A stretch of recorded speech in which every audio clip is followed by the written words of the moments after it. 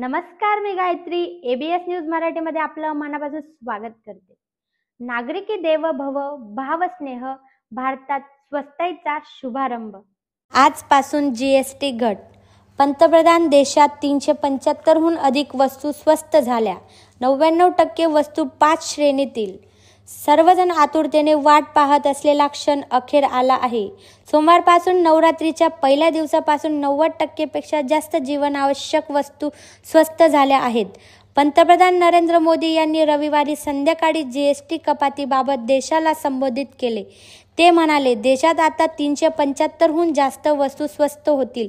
यात तूप, चीज, butter, snacks, dry fruits आणि आईस्क्रीम यांसारख्या दैनंदिन वस्तूंचा समावेश आहे. टीव्ही, एसी, वॉशिंग मशीन सारखी उत्पादनेही स्वस्त होतील.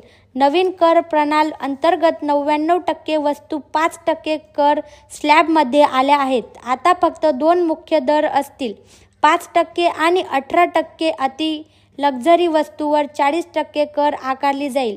मोदी म्हणाले की या सुधारणा आणि 12 लाख रुपयांपर्यंतच्या उत्पन्नावरील कर सूट यांमुळे नागरिकांना 2.5 लाख कोटी रुपयांचा बचत होईल. त्यांनी याला जीएसटी बचत महोत्सव मिळेल.